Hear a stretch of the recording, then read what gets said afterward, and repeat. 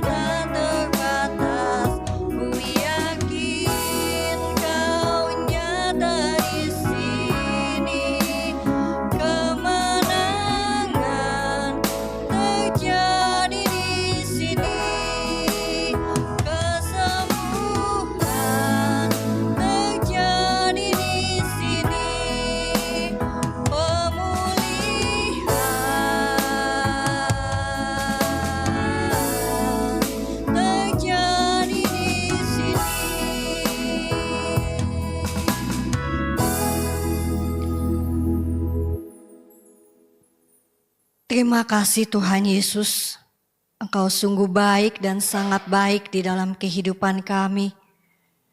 Kami rindu Engkau boleh ada sepanjang ibadah yang boleh kami lakukan. Kami mau meletakkan seluruh kehidupan kami ke dalam tangan-Mu Tuhan. Biarlah Engkau yang boleh memperlayakan kami untuk datang menghampiri dan menghadap tata-Mu yang kudus. Siapakah kami ini ya Tuhan? Kami yang boleh diperlayakan untuk datang di hadapan-Mu. Kami menyerahkan seluruh kehidupan kami ke dalam tangan-Mu Tuhan. Mohon ampun atas setiap dosa dan pelanggaran yang kami lakukan. Tapi biarlah pada saat malam hari ini, kuasa-Mu boleh nyata di dalam kehidupan kami. Kemenangan boleh terjadi bagi kehidupan kami. Agar kami semuanya setiap anak-anak-Mu yang boleh datang beribadah. Kami semuanya boleh bersuka cita. Karena Engkau ada dan hadir bersama-sama dengan kami. Bapa di surga, terlebih dahulu ya Bapa, kami meletakkan seluruh kehidupan kami ke dalam tangan-Mu Tuhan. Biarlah sepanjang ibadah yang kami lakukan, Engkau yang boleh mengurapi setiap hamba-hamba-Mu. Baik itu yang memimpin pujian, baik itu yang berdoa, terlebih hamba-Mu yang akan membawakan firman-Mu. Biarlah kuasa kasih-Mu Tuhan boleh melingkupi seluruh kehidupan hamba-hamba-Mu. Sehingga bukan dengan keberadaan mereka lagi, tapi oleh karena kuat kuasa Roh-Mu yang kudus boleh hadir di dalam kehidupan kami. Sehingga semuanya kami boleh melakukannya di dalam takut akan Tuhan.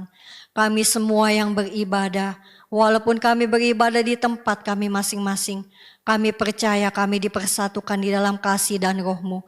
Sehingga kami semuanya boleh merasakan kuasa-Mu boleh nyata dan bekerja dalam kehidupan kami. Terima kasih Bapa di surga. Terima kasih Tuhan Yesus. Kami sudah siap untuk beribadah. Hanya di dalam nama Tuhan Yesus Kristus kami sudah berdoa dan mengucap syukur. Haleluya. Amin. Dalam setiap keadaan apapun, Tuhan Yesuslah yang ada di dalam kehidupan kita. Sehingga Tuhan yang memberikan kemenangan bagi kita semuanya. Kita angkat pujian, sekali Yesus, selamanya Yesus.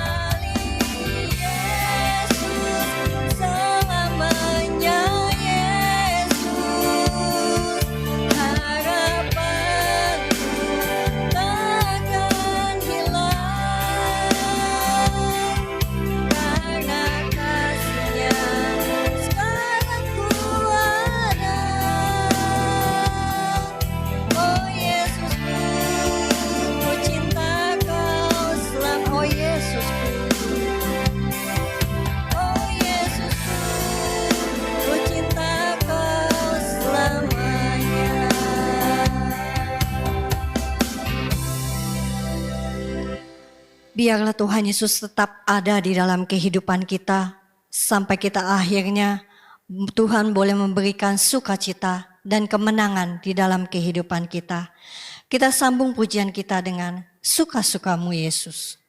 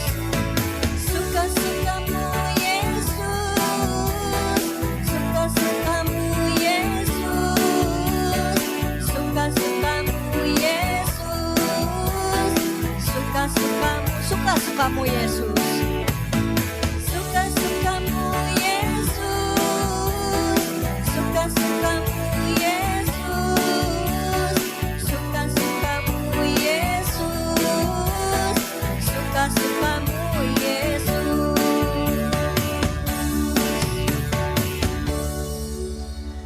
Saatnya sebentar kita akan mendengarkan firman Tuhan. Mari kita siapkan hati kita agar pada saat malam hari ini kita boleh menerima berkat melalui firman Tuhan. Kita anggap pujian apapun yang terjadi.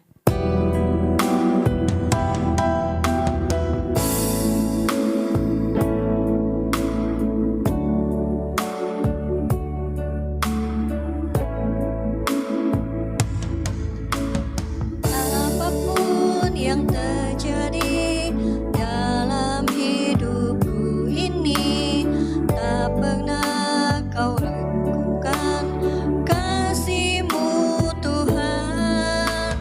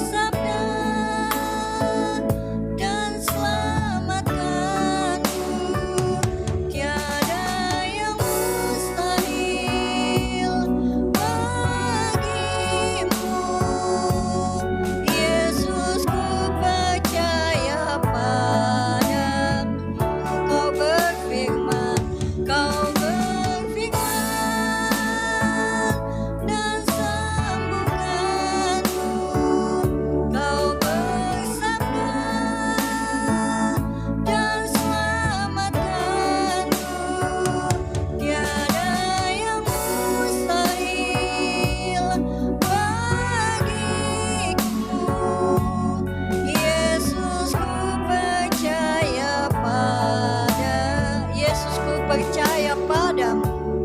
Yesus, ku percaya padamu. Sekali lagi kita katakan. Yesus, ku percaya padamu.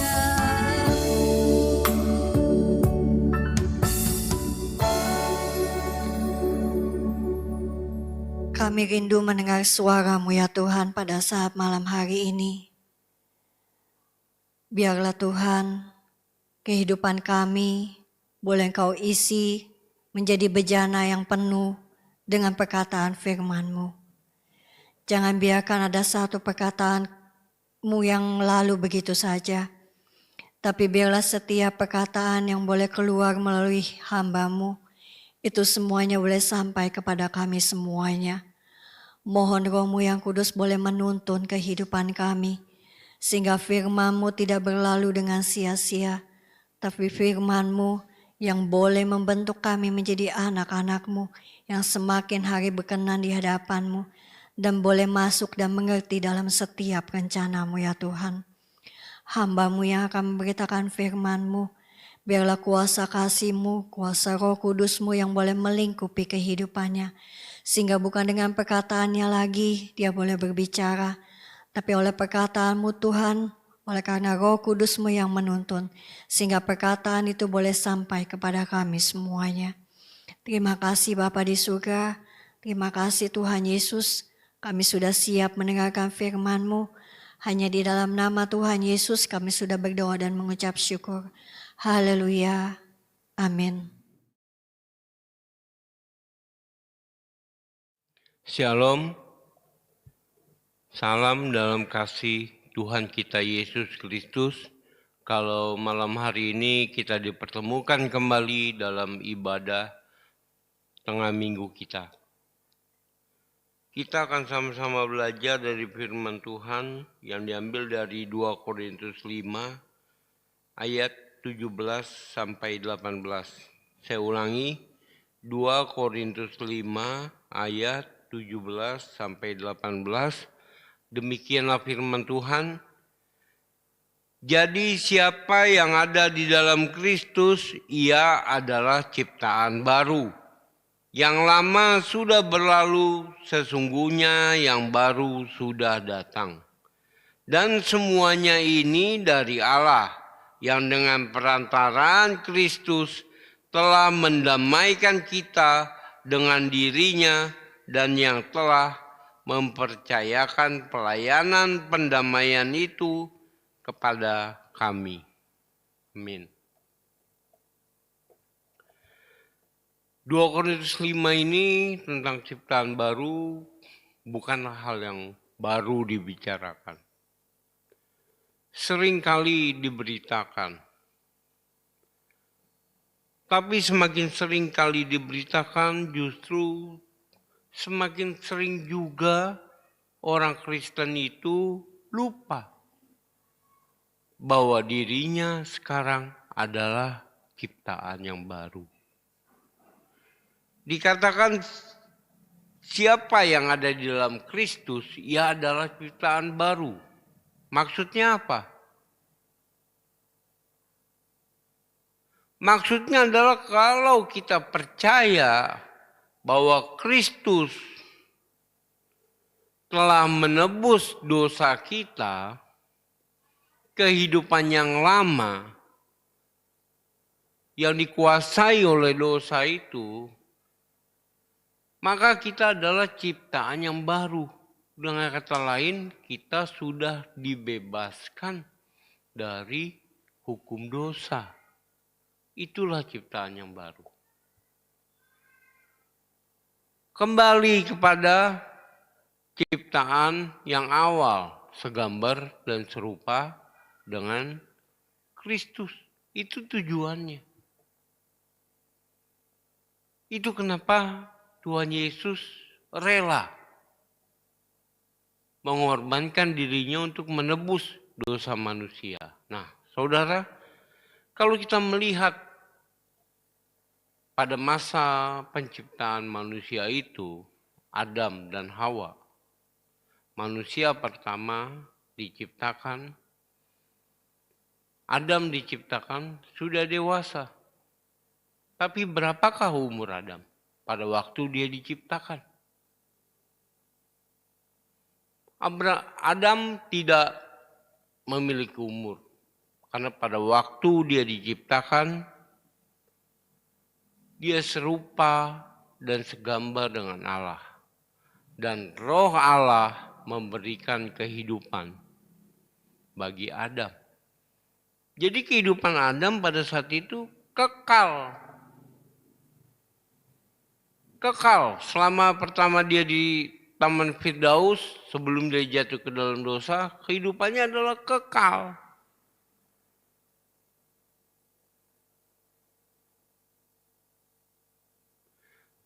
Tapi setelah dia melanggar perintah Allah, dia melanggar larangan Allah, yang Allah katakan kalau engkau memakannya pada saat itu juga engkau akan mati.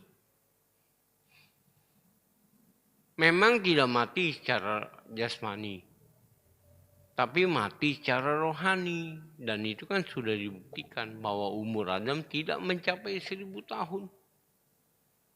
Sedangkan di hadapan Allah, 1 hari sama dengan 1000 tahun. 1000 tahun sama dengan 1 hari. Itu waktunya Allah.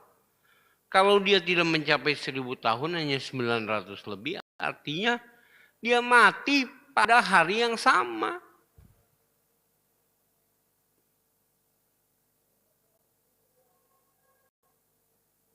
Coba kita lihat dalam Kejadian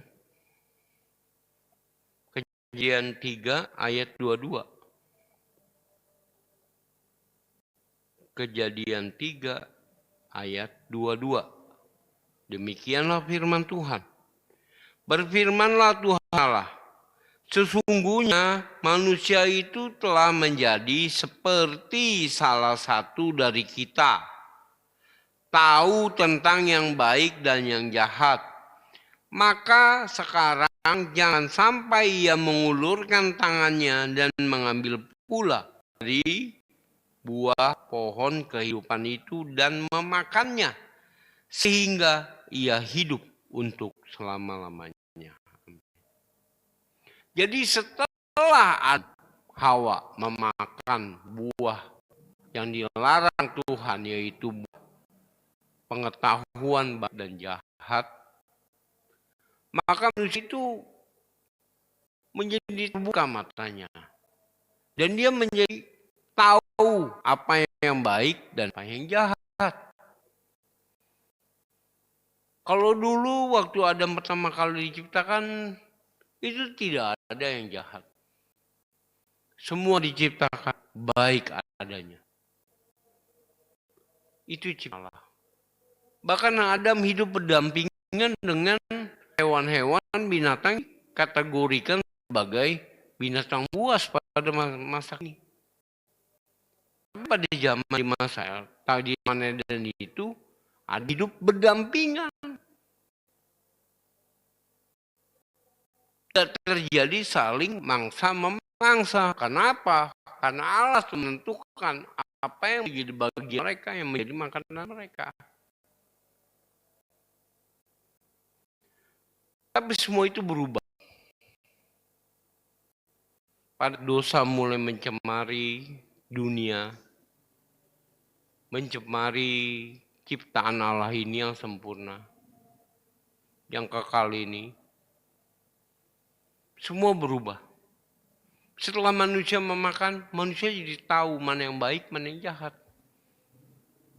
Jadi manusia itu pada dasarnya diciptakan sekarang setelah dia memakan buah larangan itu, manusia telah mengetahui apa yang baik dan apa yang jahat. Karena dosa yang mencemari ciptaan Allah yang mula-mula ini, maka dosa yang berkuasa, maka kecenderungan manusia selalu berbuat yang jahat. Itu sebabnya Alkitab dalam Perjanjian Baru katakan waktu-waktu ini adalah waktu-waktu yang jahat. Dunia bukan semakin baik. semakin jahat, mungkin sudah melebihi kejahatan dari Sodom dan Gomora. Sekarang apa dosa Sodom dan Gomora yang tidak ada di masa sekarang ini? Semua ada. Mungkin ada yang lebih jahat dari itu. Itu kecenderungan manusia setelah manusia jauh dari Allah. Kalau kita melihat dari Alkitab Perjanjian Lama, dari Kejadian, Keluaran sampai Maleakhi, justru kita melihat di zaman Kejadian itu Allah masih berbicara langsung kepada manusia, kepada ciptaannya. Tapi semakin ke belakang, semakin jauh jarak manusia dengan Allah. Sampai akhirnya hanya orang-orang pilihanlah yang bisa mendengar Allah berfirman secara langsung. Yaitu nabi-nabinya. Para hakim di zaman Israel itu. Hanya kepada orang tertentu. Dan semakin jauh lagi keberadaan manusia semakin terhilang dari hadapan Allah. Allah berbelas kasihan bahwa manusia ini tidak akan bisa selamat dengan usahanya sendiri. Apapun yang dilakukannya tidak akan selamat. Kenapa? Karena kecenderungannya berbuat yang jahat, bukan yang baik.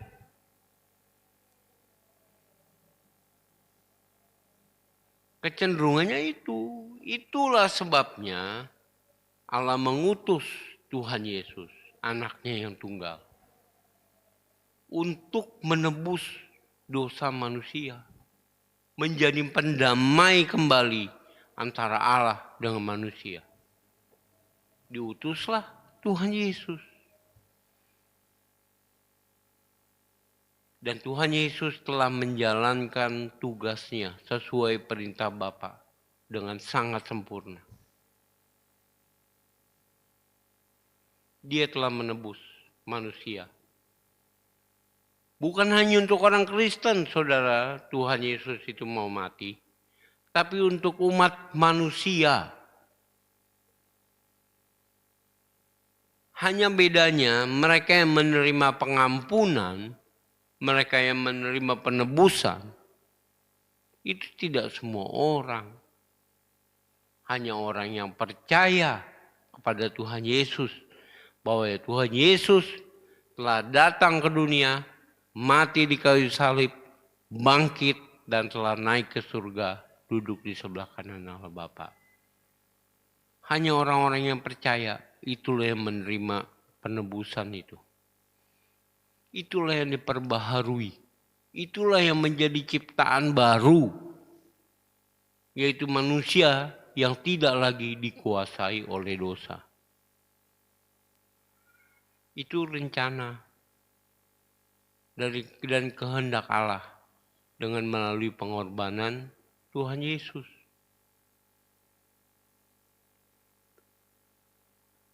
Tapi justru kita melihat bahkan orang-orang yang telah pertama kali menerima penebusan ini pun, kalau kita melihat orang Kristen, apalagi terutama di zaman-zaman sekarang ini, mereka sudah melupakan bahwa mereka itu sebenarnya adalah ciptaan yang baru, yang sudah tidak lagi dikuasai oleh dosa. Kenapa sih orang-orang yang telah ditebus ini masih menyukai kepada dosa? Karena tidak meninggalkan kehidupannya yang lama. 2 Korintus tadi katakan, 2 Korintus 5 itu katakan, yang lama itu sudah berlalu. Yang baru sudah datang. Jadi kehidupan yang lama itu, yang dosa itu udah berlalu, saudara. Justru kehidupan yang penuh pengharapan lah yang Tuhan sediakan. Kalau bagi orang yang percaya.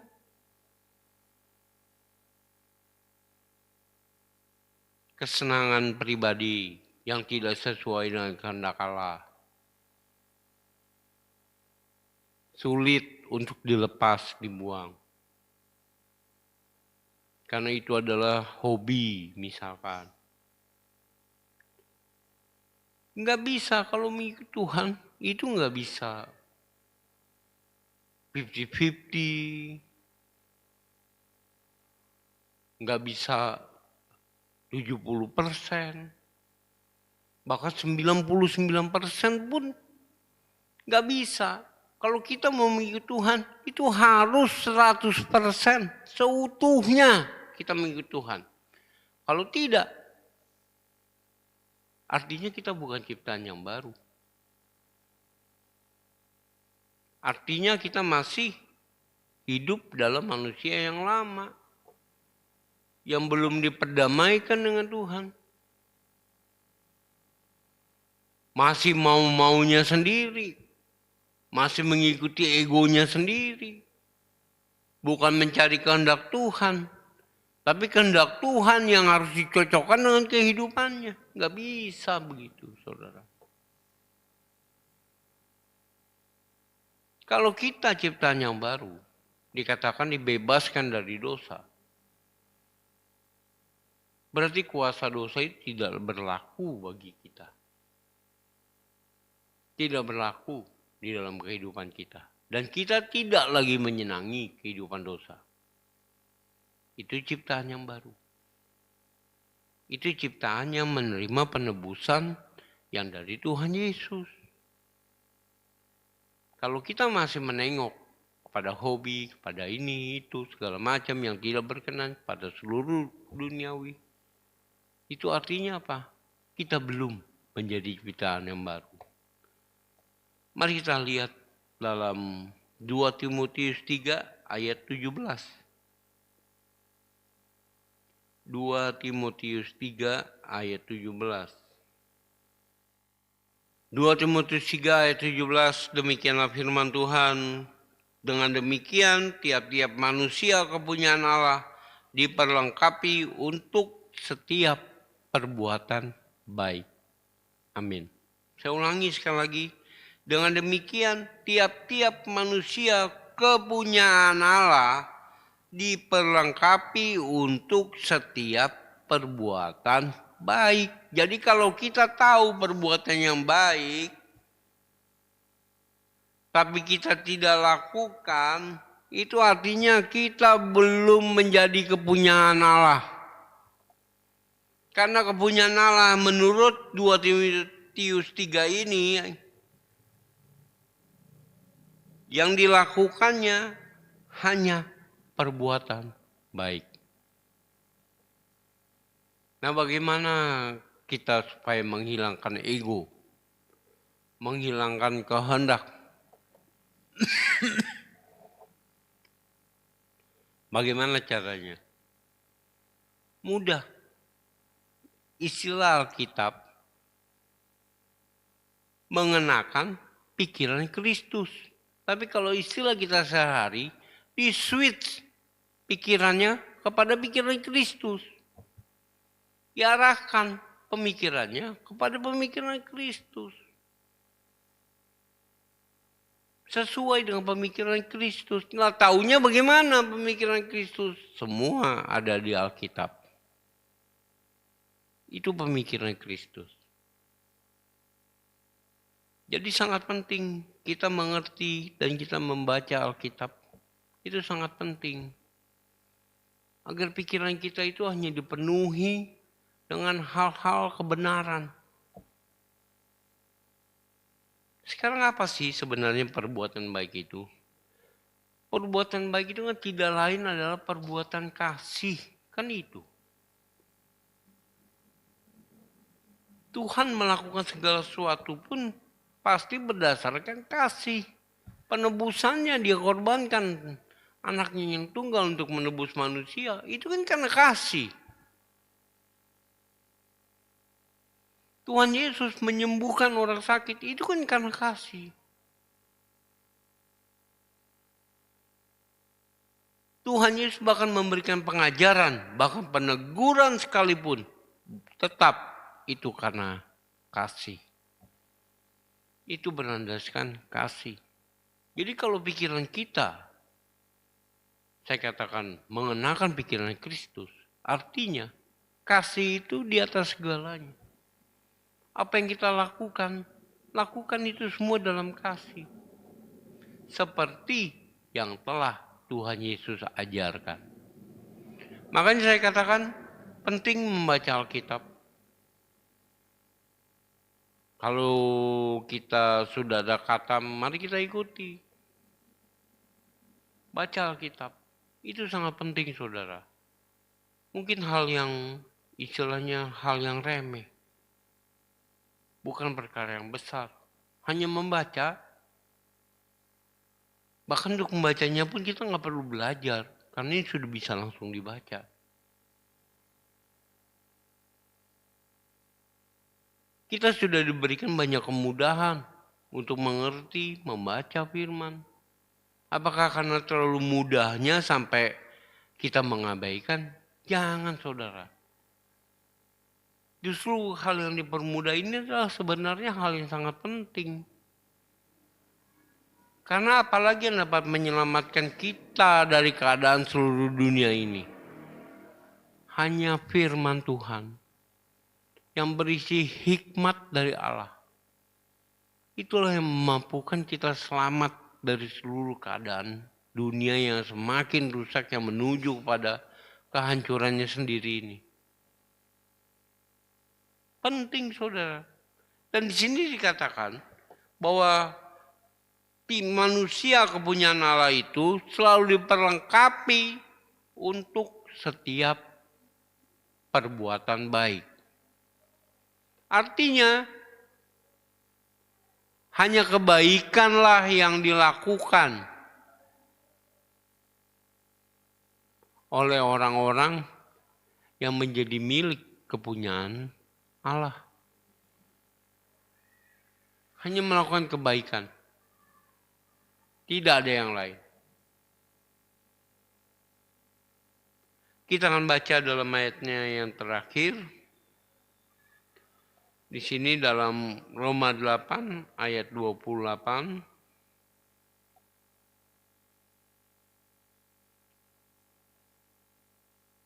Roma 8 ayat 28.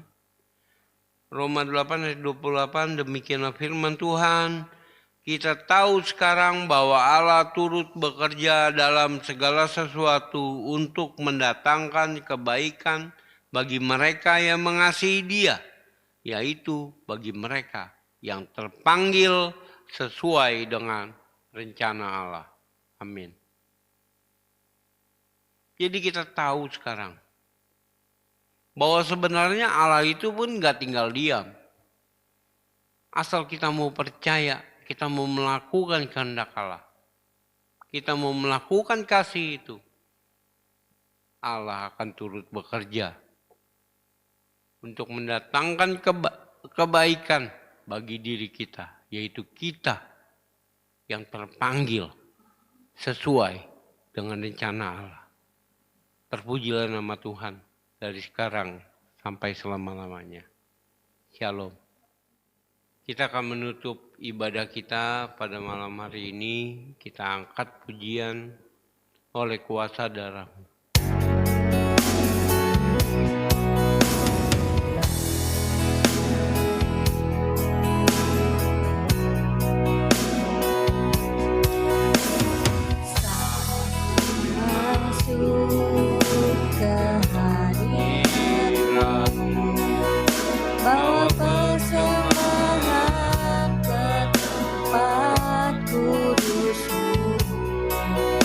Pujian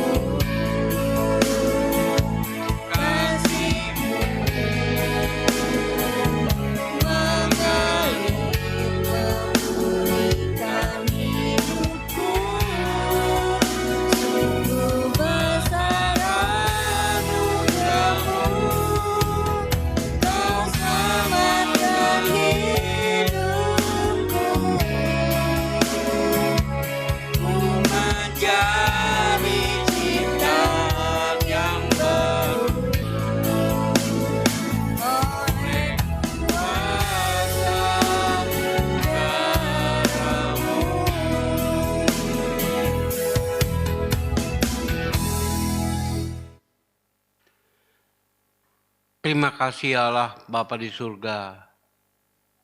Terima kasih Tuhan untuk malam hari ini. Walaupun ibadah ini diadakan secara online, tapi kami percaya berkat-Mu, pengajaran-Mu telah kami terima di malam hari ini. Terima kasih untuk kasih-Mu ya Tuhan, yang mau menebus kehidupan kami, sehingga kami boleh menjadi ciptaan yang baru. Biar kami boleh menyadari dan termatrai dalam kehidupan kami, bahwa kami telah ditebus dan harganya telah lunas dibayar, yaitu oleh darah-Mu, pengorbanan-Mu, ya Tuhan Yesus. Biar melalui kehidupan kami tidak menyia-nyiakan anugerah yang daripada-Mu, tapi biarlah kami kembalikan itu untuk kemuliaan bagi nama-Mu. Pakailah kehidupan kami menjadi alat bagi kemuliaan-Mu ya Tuhan, dimanapun Engkau menempatkan kami. Terima kasih Bapa, biarlah firman ini terus berbicara, mengajar di dalam kehidupan kami, membentuk kehidupan kami, semakin hari semakin seturut dengan firman-Mu, sesuai dengan kehendak-Mu ya Tuhan. Terima kasih Bapa, kami menyerahkan perjalanan hidup kami sepanjang 1 minggu lamanya. Kami bawa keluarga kami kepadamu. Biarlah selalu ada naungan-Mu. Biar selalu ada perlindungan-Mu bagi keluarga kami ya Tuhan. Biarlah apa yang menjadi kerinduan hati dari tiap keluarga sidang jemaat-Mu, baik yang berani mereka utarakan ataupun yang terlintas di dalam hati mereka, kalau itu berkenan di hadapan-Mu ya Tuhan. Hadirkanlah itu dalam kehidupan sidang jemaat. Terima kasih Bapa, terima kasih ya Tuhan Yesus. Hanya di dalam nama Tuhan Yesus kami sudah berdoa dan mengucap syukur. Dan di dalam nama itu juga kami akan bersama menyapa Bapa dengan Bapa kami yang di surga, dikuduskanlah nama-Mu, datanglah kerajaan-Mu, jadilah kehendak-Mu di bumi seperti di surga. Berikanlah kami pada hari ini makanan kami yang secukupnya, dan ampunilah kami akan kesalahan kami, seperti kami juga mengampuni orang yang bersalah pada kami. Dan janganlah membawa kami ke dalam pencobaan, tapi lepaskanlah kami daripada yang jahat, karena Engkau yang punya kerajaan, dan kuasa, dan kemuliaan, sampai selama-lamanya. Haleluya. Amin. Shalom.